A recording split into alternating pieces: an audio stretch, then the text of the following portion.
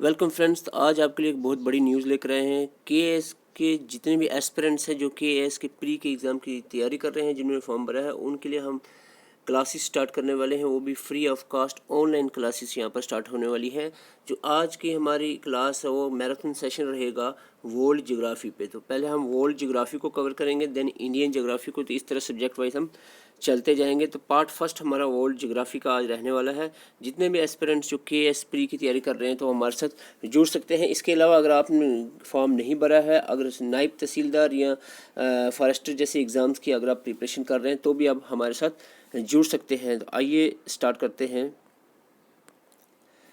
आज के इस मैराथन सेशन में जो टॉपिक रहने वाले हैं वो आपके सामने हैं। यहाँ पर यूनिवर्स को हम डिस्कस करेंगे, उसके साथ साथ सोलर सिस्टम एंड अर्थ के कुछ जो फैक्ट्स हैं एंड लैटिट्यूड एंड लॉन्गिट्यूड्स हम डिस्कस करेंगे, उसके साथ टाइड्स।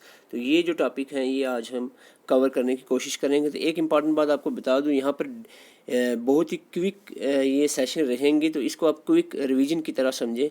बाकी जो डिटेल थ्योरी है वो बुक्स से आप ही पढ़ेंगे, लेकिन क्विक रिवीजन के लिए आप हमारे साथ ज़रूर जुड़ सकते हैं। आइए स्टार्ट करते हैं। बहुत ही क्विक रिवीजन रहेगी, एक्सप्लेनेशन ज़्यादा इसमें नहीं रहने वाली है। जस्ट ये आपके लिए एक क्विक रिवीजन की तरह काम करेगा। आइए स्टार्ट करते हैं।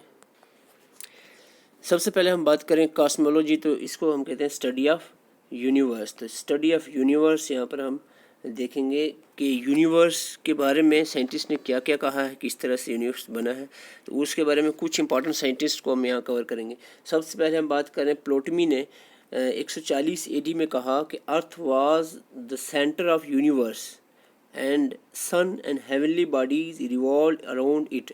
तो ये स्टेटमेंट प्लोटमी की याद रखना आपने। प्लोटमी ने कहा कि अर्थ जो है वो यूनिवर्स का सेंटर है। हालांकि ऐसा नहीं है, लेकिन 140 एडी की ये बात चल रही है जब प्लोटमी ने कहा था कि अर्थ जो है वो यूनिवर्स का सेंटर है और बाकी जितनी भी हैवी बॉडीज़ हैं वो इसके अराउंड रिवॉल्व करती हैं। कोपरनिकस जो है, कोपरनिकस जो बहुत इंपॉर्टेंट है, ये एग्ज़ाम 2000 लगभग 16-17 के एग्ज़ाम जो केएस का एग्ज़ाम हुआ था उसमें क्वेश्चन पूछा गया था कोपरनिकस के बारे में।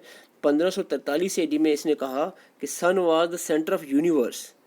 इसने क्या कहा कि सन यूनिवर्स का सेंटर है। प्लोटमी ने कहा था अर्थ जो है वो यूनिवर्स का सेंटर है, लेकिन कोपरनिकस ने कहा अर्थ नहीं भाई साहब, सन जो है वो यूनिवर्स का सेंटर है, नॉट द अर्थ, अर्थ नहीं है सेंटर। इसी के बाद अगर हम बात करें, केपलर आ गया। केपलर ने सपोर्ट किया कोपरनिकस को।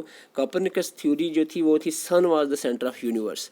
तो इसी को सपोर्ट करते हुए कहा कि सन सेंटर है अर्थ का नहीं, सोलर सिस्टम का। थोड़ा सा इसमें चेंज लाया, सन सेंटर तो है लेकिन वो अर्थ का सेंटर नहीं है, वो सोलर सिस्टम का सेंटर है। तो ये पॉइंट्स आपने याद है। प्लॉटमी ने कहा कि अर्थ जो है वो यूनिवर्स का सेंटर है। कोपरनिकस कह रहा है नहीं भाई साहब, अर्थ नहीं, सन जो है वो यूनिवर्स का सेंटर है। केपलर ने कहा नहीं भाई, सन सेंटर तो है लेकिन वो यूनिवर्स का नहीं, सोलर सिस्टम का सेंटर है।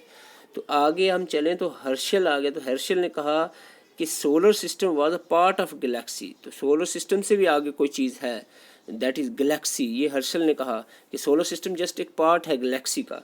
तो गैलेक्सीज बहुत ज़्यादा होती हैं। तो एडवर्ड हैबल आ गया 1924 में, और इसने कहा कि इसने बताया कि existence of galaxies behind the Milky Way. Milky Way जो हमारी गैलेक्सी है, तो इसके अलावा बहुत सारी गैलेक्सीज हैं, ये एडवर्ड हम्बल ने कहा। और ये जो milky way galaxies, this is our galaxy, जिसको हम आकाश गंगा भी कहते हैं। आगे चलते हैं। तो इसके बाद जो इम्पोर्टेंट पॉइंट्स हैं वो है यहाँ पर, एराथोस्टीन ने फर्स्ट जो टर्म ज्योग्राफी है ये यूज़ एराथोस्टीन ने कही है। डायरेक्टली क्वेश्चन पूछा जा सकता है।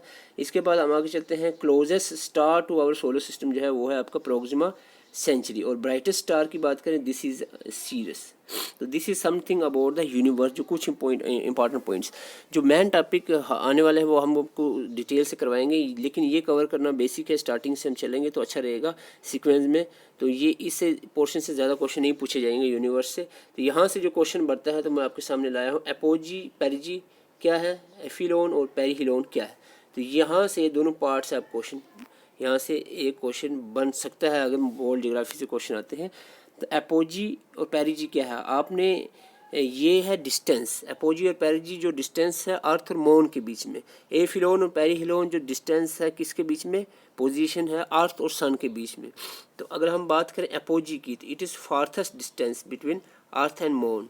ठीक है। अगर आप डिस्टेंस याद रखना चाहो तो रख लो, नहीं तो आप इतनी डेफिनेशन याद रखना है कि फास्टेस्ट डिस्टेंस जो सबका दूर का डिस्टेंस है, जब अर्थ और मून सबसे दूर होते हैं उसको एपोजी कहते हैं, और जब ये अर्थ और मून पास होते हैं तो उसको नियरेस्ट होते हैं तो उसको पेरिजी कहते हैं। आपको किस तरह से याद रहेगा, ए का मतलब एब्सेंट वैसे, लेकिन किसी चीज़ के साथ ए लग जाए तो आप समझ लो ये नहीं है, तो एपोजी जब ए लग जाए समझ लो दूर, और पेरिजी मीन्स नज़दीक, ठीक है। इस तरह एफिलोन में दूर और पेरिहिलोन में नज़दीक रहेगा, ये आपको लिखना है। लेकिन दूसरा पॉइंट क्या याद है, एपोजी और पेरिजी किसका डिस्टेंस है, दूर और नज़दीक, ये आपको पता चल गया।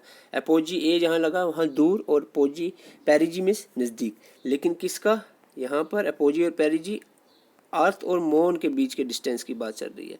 लेकिन एफिलोन और पेरिहिलोन जो है वो अर्थ और सन के बीच के डिस्टेंस की बात चल रही है, और ये जो पॉइंट्स हैं आपको यहाँ पे पूरे याद रखने पड़ेंगे एफिलोन और पेरिहिलोन के रिलेटेड। वो कौन से पॉइंट है, ये तो आपको पता चलेगा फारथेस्ट और नियरेस्ट किसको कहते हैं। दूसरा पॉइंट है कि ये 152 मिलियन किलोमीटर जो है फारथेस्ट डिस्टेंस है, और नियरेस्ट डिस्टेंस 147 किलोमीटर है, किसके बीच में, अर्थ और सन के बीच में। और दूसरी पॉइंट जो फारथेस्ट डिस्टेंस यानी ए फिलोन कब होता है, 4 जुलाई को, जब अर्थ और मून जो है ये फारथेस्ट डिस्टेंस पे होती है, 3 जनवरी को नियरेस्ट डिस्टेंस पे होती है अर्थ एंड मून, ये आपको याद रखना है। ओके, तो यहाँ पर ये क्वेश्चन बन सकता है। इसके अलावा हम सोलर सिस्टम की बात करें, वो जो बेसिक है सोलर सिस्टम का, जो सोलर सिस्टम में नाम वगैरह वो चीज़ें यहाँ पर कवर नहीं की हुए हैं, वो आपने एक बेसिक लेक्चर मेरा पीछे हमने जियोग्राफी के अपलोड किए हुए हैं, वो आप देख सकते हैं। उसके अलावा जो चीज़ें एक्स्ट्रा हैं सोलर सिस्टम की, वो हमने यहाँ पर सिर्फ इंक्लूड की है एग्जामिनेशन पॉइंट ऑफ व्यू से। जो बहुत बेसिक सोलर सिस्टम का कंसेप्ट है वो हमने यहाँ पर नहीं लाया है आपके सामने। तो मरकरी की बात करें, मरकरी जो है इट हैज़ नो एटमॉस्फेयर, ये पॉइंट याद करने के लिए था कि मरकरी में कोई एटमॉस्फेयर नहीं है और ना ही कोई सैटेलाइट है मरकरी में, ठीक है। और ये आपको याद रखना मरकरी का। तो यहाँ पर ब्राइटेस्ट प्लैनेट नहीं है, नीचे वीनस का ऊपर लिख दिया था। तो वीनस की बात करें तो Venus is the closest planet to Earth, Earth के नज़दीक जो सबसे नज़दीक प्लैनेट है वो वीनस है, तो ये आपको याद रखना है। इसके अलावा आपको hottest, brightest, evening star, morning star, Earth twin, ये सारे नाम हैं वीनस के, ये आपको मालूम ही होंगे, हमें वो चीज़ें नहीं देखनी है। बिकॉज इस हॉटेस्ट क्यों है, बिकॉज इसका जो वीनस पे जो एटमॉस्फेयर है उसमें 96% कार्बन डाइऑक्साइड है, तो कार्बन डाइऑक्साइड ज़्यादा होगी तो ग्रीन हाउस इफेक्ट की वजह से वीनस जो है हॉटेस्ट प्लेनेट होता है, ठीक है। 96% इसमें कार्बन डाइऑक्साइड रहती है। और ख़ास सबसे ख़ास बात जो क्वेश्चन पूछा जा सकता है वो है आपका, मैं आपको बता दूं, वो यहाँ से पूछा जाएगा कि रोटेशन एंड रेवोल्यूशन जो है वो ऑलमोस्ट इक्वल है, यानी रिवॉल्व रेवोल्यूशन का टाइम और रोटेशन का ये ऑलमोस्ट इक्वल है वीनस का, लेकिन हालांकि बाकियों का ऐसा नहीं होता। अर्थ की हम बात देखें तो बिल्कुल डिफरेंट है, रोटेशन जो है 24 घंटे अप्रॉक्सीमेटली और रिवॉल्यूशन 365 दिन अप्रॉक्सीमेटली करती है अर्थ। तो लेकिन यहाँ पर वीनस जो प्लैनेट है इसमें रोटेशन और रेवोल्यूशन का जो टाइम है वो ऑलमोस्ट इक्वल है, 243 डेज और 224 डेज, ऑलमोस्ट इक्वल ही हम मानेंगे रिस्पेक्टिवली।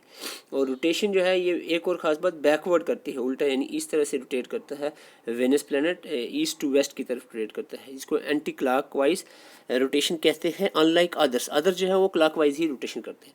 ऐसे पॉइंट जो है आपको पूछे जा सकते हैं यहाँ प्लैनेट्स से। तो ये वेनस का आप एक बार फिर से देख लें क्या क्या पॉइंट्स है। और मार्स की जहाँ तक हम बात करें तो मार्स की जो खास बात यहाँ पर है, रेड प्लैनेट आपको पता है, रिवोल्यूशन टाइम इसको याद रखने की खास ज़रूरत नहीं है। और सबसे important point, most important point है, यहाँ पर क्वेश्चन पूछा जा सकता है कि रोटेशन जो टाइम है इसका 24.6 आवर्स यानी अप्रॉक्सीमेटली 24 घंटे रोटेशन टाइम है, जो ऑलमोस्ट इक्वल है अर्थ के। यहाँ पर स्टूडेंट कंफ्यूज हो जाएंगे, अर्थ ट्विन वीनस को कहते हैं, तो अर्थ ट्विन का आंसर मैक्सिमम लोग करते हैं, ऐसा क्वेश्चन देखा भी गया एग्जाम में। लेकिन आपको बिल्कुल ये याद रखना है कि मार्स का रोटेशन टाइम जो है वो अर्थ के ऑलमोस्ट इक्वल है, ठीक है, मार्स का रोटेशन टाइम। इसके अलावा सैटेलाइट 2 हैं, फोबोस एंड डेमोस जो है सैटेलाइट्स मार्स पे पाई जाती हैं। पॉसिबिलिटीज़ ऑफ लाइफ भी यहाँ पर है, ये रिसेंटली पता चला है। और also marked with dormant volcanoes, तो डॉर्मेंट वोल्केनोज भी यहाँ पर देखने को मिले हैं। और जहाँ तक हम बात करें जुपिटर की, तो लॉर्ड ऑफ हेवन कहते हैं जुपिटर को, लॉर्ड ऑफ हेवन। और फास्टेस्ट, देखो आप ये सोचोगे नहीं कि जुपिटर, आप सबको पता है लार्जेस्ट प्लेनेट है, सबसे बड़ा प्लेनेट है जुपिटर। और बड़े होने की वजह से आप सोचेंगे स्लोवेस्ट होगी रोटेशन, ऐसा नहीं है। सबसे बड़ा भी है और सबसे फास्टेस्ट रोटेशन भी जुपिटर की है। ये पॉइंट याद रखने का है, क्योंकि इस तरह के क्वेश्चन कंफ्यूजिंग होते हैं तो आप गलत कर सकते हो। 9.8 आवर की रोटेशन टाइम है। फास्टेस्ट, जो फास्टेस्ट सबसे फास्ट रोटेशन करता है जुपिटर। और ग्रेट रेड स्पॉट भी इसके ऊपर प्रेजेंट है जुपिटर के ऊपर। ये पॉइंट भी आप याद रख सकते हो। सैचर्न की बात करें तो एक टाइटन सैटेलाइट, ये टाइटन जो है आपने फिल्म देखी होगी टाइटन फिल्म, तो इसीलिए इंपॉर्टेंट है क्योंकि ये सैटेलाइट सैचर्न जो है सैचर्न पे पाई जाती है। तो this is about the solar system. मैंने पहले ही कहा है क्विक रिवीजन है, तो आपको बुक्स भी पढ़नी है। ऐसा नहीं कि बुक नहीं पढ़ोगे इससे हो जाएगा काम, ऐसा नहीं होने वाला। क्विक रिवीजन की तरह ये हम लेकर आए हैं, तो इसमें आपको बेनिफिट ये होगा कि आपको क्विकली कंसेप्ट रिवाइज हो जाएंगे। Some facts about earth. Earth के रिलेटेड कुछ फैक्ट्स हैं जो एग्जाम में पूछे जा सकते हैं, वो यहाँ पर है। सबसे पहले इक्विनॉक्स, फिर सोलिस्टाइस और इक्लिप्स की बात करें, ये तीनों पॉइंट्स आपको याद रखने हैं। ये सीधा फैक्चुअल क्वेश्चन है, इसमें तो फैक्चुअल क्वेश्चन भी पूछा जा सकता है, तो ये फैक्ट्स आपने याद रखने हैं। इक्विनॉक्स क्या होता है? जब रात और दिन बराबर हो जाए उसको इक्विनॉक्स कहते हैं। तो ऐसे 2 ही दिन होते हैं पूरे साल में जब डे एंड नाइट इक्वल होते हैं, और ये पहला होता है 21 मार्च को, जिसको वर्नल इक्विनॉक्स कहते हैं, जब दिन और रात इक्वल होते हैं। और दूसरा यहाँ पर हम देखेंगे, दूसरा यहाँ पर आता है सितंबर 23 को, जब दिन और रात इक्वल होते हैं, इसको ऑटमनल इक्विनॉक्स कहते हैं। तो ये दोनों पॉइंट आप याद रखें, जब डे एंड नाइट इक्वल होंगे। ओके, इसके बाद हम सोलिस्टिस की बात करें, लार्जेस्ट और स्मॉलेस्ट डे की, तो आपको बता दूं जो लार्जेस्ट डे होता है पूरे साल में सबसे बड़ा दिन 21 जून को होता है लॉन्गेस्ट डे, जिसको हम समर सोलिस्टिस कहते हैं। ये नॉर्दर्न हेमिस्फीयर के अकॉर्डिंगली हम देख रहे हैं, ठीक है। सौदर्न हेमिस्फीयर में इसका उल्टा होगा, अब नॉर्दर्न हेमिस्फीयर के हिसाब से ही इसको देखना है, ठीक है। और दिसंबर 22 की बात करें तो ये शॉर्टेस्ट डे कहलाता है, विंटर सोलिस्टिस इसको हम कहते हैं, ठीक है। 21 जून और 22 दिसंबर ये दोनों याद रखना है। 21 जून को सबसे बड़ा दिन होता है और 22 दिसंबर को सबसे छोटा दिन होता है। अगर इसके बाद हम इक्लिप्स की बात करें, ग्रह, जो ग्रह लगता है वो सोलर इक्लिप्स यानी चांद अपना सूरज ग्रह हो सकता है, लूनर इक्लिप्स यानी चांद ग्रह भी हो सकता है। ग्रह कब लगता है? जब क्या होता है, अगर हम बात करें सोलर इक्लिप्स की, सूरज ग्रह कब लगता है? जब moon come between Earth and sun, Earth और सन के बीच में मून आ जाए। ये डायग्राम आप देख सकते हो, अर्थ ये सन है, ये अर्थ है, अर्थ और सन के बीच में जो है वो मून आ जाए, तो इस तरह से क्या होता है, सन का जो शेडो है वो डार्क लाइट नहीं, एक्चुअली शेडो पड़ता है किसके ऊपर? अर्थ के ऊपर। तो इसके बाद लूनर इक्लिप्स की बात करें, when Earth come between sun and moon, Earth जो है सन और मून के बीच में आ जाती है, तो चांद पे जो है अर्थ का शेडो पड़ता है, इसीलिए चांद को ग्रे लग जाता है, ठीक है। तो ये आपने दोनों चीज़ें याद रखनी है। ओके, लैटीट्यूड पे आ जाते हैं। लैटीट्यूड के कुछ इंपॉर्टेंट कंसेप्ट जो है यहाँ पर देख लेते हैं। लैटीट्यूड की बात करें, ये इमेजिनरी लाइंस होती हैं drawn parallel to the equator. अगर हम डायग्रामेटिकली देखें इसको तो वो लंबा हो जाएगा, फिर भी आपको मैं थोड़ा सा जनरली बता देता हूँ। ये सपोज ग्लोब है, बीच में इक्वेटर होता है, इक्वेटर भी एक लैटीट्यूड है, इसको ग्रेट सर्कल भी कहते हैं, इसका 0 डिग्री होता है, ठीक है। इसके ऊपर हम चलते जाएँ, ये पैरेलल लाइंस जो होती हैं इनको हम कहते हैं लैटीट्यूड्स, ठीक है, दोनों तरफ ही होती हैं। तो टोटल जो है 90 ऊपर की तरफ होती है, 90 नीचे की तरफ होते हैं लैटीट्यूड्स, और बीच में एक इक्वेटर है। तो 80 180 और एक जो है इक्वेटर 181। तो टोटल हम बात करें 181 लैटीट्यूड्स होते हैं, ठीक है। 181 लैटीट्यूड्स टोटल होते हैं इंक्लूडिंग इक्वेटर, इक्वेटर को मिलाकर। ओके, इक्वेटर यहाँ पर लिखा है, इक्वेटर 0 डिग्री पे होता है और नॉर्थ पोल पे 90 डिग्री है, नॉर्थ और साउथ पोल पर 90 डिग्री साउथ लैटीट्यूड पाया जाता है। इसके अलावा कुछ इंपॉर्टेंट लैटीट्यूड यहाँ पर आपको याद रखने हैं, वो हैं आपके ट्रॉपिक ऑफ कैंसर जो 23-23.5 डिग्री नॉर्थ की तरफ होता है, और ट्रॉपिक ऑफ कैप्रिकॉर्न जो 23.5 डिग्री साउथ की तरफ होता है। और इसके बाद 66.5 डिग्री नॉर्थ की तरफ आर्कटिक सर्कल होता है, और 66.5 डिग्री साउथ की तरफ एंटार्क्टिक सर्कल पाया जाता है। तो ये चीज़ें आपको इम्पॉर्टेंट है लैटीट्यूड के रिलेटेड। अब हम लॉन्गिट्यूड की बात करें तो लॉन्गिट्यूड में आपको याद रखना है जो स्ट्रेट लाइंस होती हैं। सपोज ये ग्लोब है, तो ये जो बिल्कुल मिडिल से स्ट्रेट लाइन आ रही है इसको कहते हैं प्राइम मेरिडियन, ठीक है, प्राइम मेरिडियन जो 0 डिग्री पे होता है। इसके बाद यहाँ पर हाफ सेमी सर्कल लाइंस चलती रहती हैं, तो ये हैं आपकी लॉन्गिट्यूड्स, इसको मेरिडियंस भी कहते हैं और लॉन्गिट्यूड्स भी। तो ये लॉन्गिट्यूड्स की अगर हम बात करें तो ये टोटल लॉन्गिट्यूड जो है वो 360 होते हैं, 360 मेरिडियंस भी हम कह सकते हैं। इसमें प्राइम मेरिडियन जो 0 डिग्री होता है वो कहाँ से पास होता है, जो जिसको हम प्राइम मेरिडियन मानते हैं, ग्रीनविच लंदन से। तो ये Greenwich London, royal observatory Greenwich London, ये पॉइंट आपने याद है। प्राइम मेरिडियन यहाँ से मेनली बिल्कुल सेंटर से गुजरता है। और 180 डिग्री जो मेरिडियन है वो इंटरनेशनल डेट लाइन कहलाता है। तो ये पॉइंट इंपॉर्टेंट है। इसके अलावा इसको हम कह सकते हैं एक जो लॉन्गिट्यूड होता है वो 15 डिग्री, और इसको हम 1 घंटा कह सकते हैं। 1 घंटे का डिफरेंस टाइम लाइन की बात है ना, यानी अगर 15 डिग्री चलोगे किसी तरफ भी, ग्रीनविच, ये ग्रीनविच है 0 डिग्री, 0 डिग्री से आप इधर चलो 15 डिग्री या उधर चलो तो 1 घंटे का फ़र्क पड़ जाएगा। ठीक है, समझ रहे हो? आपको 15 डिग्री से 1 घंटे का फ़र्क पड़ जाएगा। और हम कह सकते हैं 4 मिनट 1 डिग्री की हम बात करें, पर डिग्री आप चलोगे दोनों तरफ ईस्ट वेस्ट तो आपको 1 डिग्री टाइम का फ़र्क मिलेगा। कहाँ से? इधर उधर ग्रीनविच से, यानी प्राइम मेरिडियन 0 डिग्री से। शायद आप नहीं समझ रहे हो। ये है ग्लोब, बिल्कुल सेंटर में जो लाइन है इस कॉल्ड प्राइम मेरिडियन। इससे आप इधर भी चलो, अगर 1 डिग्री चलोगे, अगर 1 डिग्री के हिसाब से बात करें तो 4 मिनट का फ़र्क पड़ेगा। ठीक है, अगर 15 डिग्री के हिसाब से बात करें तो 1 घंटे का फ़र्क पड़ेगा। ठीक है, वही बात, दोनों बातें सेम है। अगर इंडियन टाइम की बात करें, इंडियन स्टैंडर्ड टाइम जो है वो कौन से लॉन्गिट्यूड पे मेजर होता है, ये क्वेश्चन बहुत बार पूछा गया है। 82.5 82.5 डिग्री ईस्ट लॉन्गिट्यूड जो इंडियन स्टैंडर्ड टाइम इसके हिसाब से चलता है। और जो ग्रीनविच टाइम से हम बात करें, ग्रीनविच मीन टाइम जो है उससे 5 घंटे और 30 मिनट अहेड है। ठीक है, आगे है। ग्रीनविच जो लंदन का टाइम है, ग्रीनविच लंदन जो प्राइम डिग्री 0 जहाँ से इंटरनेशनल जो टाइम स्टैंडर्ड है उसकी बात करें, उसके हिसाब से तो यहाँ पर 5 घंटे और 30 मिनट का फ़र्क होता है इंडिया में। टाइड्स, तो आज का हमारा लास्ट कंसेप्ट रहने वाला है। वीडियो अच्छी लगे तो चैनल को सब्सक्राइब करें और वीडियो को लाइक करें। और अगर आप के इसकी प्रिपरेशन कर रहे हैं या एनटी की या फिर फॉरेस्टर या इस तरह के एग्ज़ाम की प्रिपरेशन कर रहे हैं, हमारे साथ क्विक रिवीजन के लिए जुड़ सकते हैं। ठीक है, टाइड्स की बात करें तो टाइड्स कैसे आती हैं? टाइड्स आती हैं rise and fall in sea level. जो सी लेवल में राइज और फॉल होता है उसकी वजह से टाइड्स आती हैं। Both the sun and moon exert the gravitational force on the Earth. Earth के ऊपर जो सन और मून की जो ग्रेविटेशनल फोर्स लगती है उसकी वजह से समुद्र के अंदर वो क्या होती है, टाइड्स आती हैं। जो इंटरवल होता है 2 टाइड के बीच में वो 12 घंटे और 26 मिनट का रहता है। ठीक है, यानी एक टाइड आगे दूसरी टाइड में अप्रॉक्सीमेटली 12 घंटे और 26 मिनट का इंटरवल रहता है। टाइड्स मेनली 2 तरह की होती हैं, एक होती है स्प्रिंग टाइड्स, दूसरी होती है नीप टाइड। स्प्रिंग टाइड क्या होती है? जब sun moon earth, sun moon और अर्थ तीनों जब एक स्ट्रेट लाइन में आ जाते हैं तो उस वक्त क्या होता है, स्प्रिंग टाइड अक्कर होती है।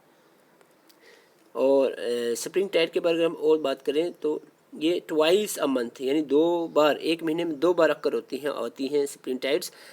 कब कब होती हैं? जब एक न्यू मून होता है और जब फुल मून होता है। न्यू मून के टाइम में जब नया चांद निकलता है तब, और जब चांद पूरा फुल हो जाता है 14 को, तब ये 2 बार, 1 महीने में 2 बार निकलती हैं। फर्स्ट मून को या न्यू मून और फुल मून को ये टाइड्स निकलती हैं, स्प्रिंग टाइड। नीप टाइड की बात करें तो इसका लोएस्ट मैग्नीट्यूड होता है। स्प्रिंग टाइड जो है ये ग्रेटेस्ट होती है, स्ट्रांग होती हैं, लेकिन नीप टाइड जो है इसका मैग्नीट्यूड लोएस्ट होता है। और ये कब अक्कर होती है? फर्स्ट और थर्ड क्वार्टर्स। एक किसी मंथ की बात करें, फर्स्ट और उसका थर्ड क्वार्टर है, उसमें अक्कर होती हैं। ये हाफ मून के टाइम में हम दूसरी तरफ से हम कह सकते हैं अक्कर होती है। तो this is all about today's lecture. तो हमने बहुत सारे टॉपिक जो है कवर किए हैं ज्योग्राफी के। तो इसके बाद इंपॉर्टेंट टॉपिक्स आने वाले हैं, जैसे रॉक्स हो गया, साइज हो गया, इसके बाद कंटिनेंट ड्रिफ्ट, प्लेट टेक्टोनिक, इस तरह के टॉपिक भी हम नेक्स्ट लेक्चर मैराथन सेशन में कवर करेंगे। अगर हमारा इस सेशन आपको पसंद आया तो वीडियो को ज़रूर लाइक करें और चैनल को सब्सक्राइब करें। Thank you for watching. Telegram में आप जा सकते हैं PDF के लिए, लिंक उसका डिस्क्रिप्शन में मिलेगा। Please subscribe the channel.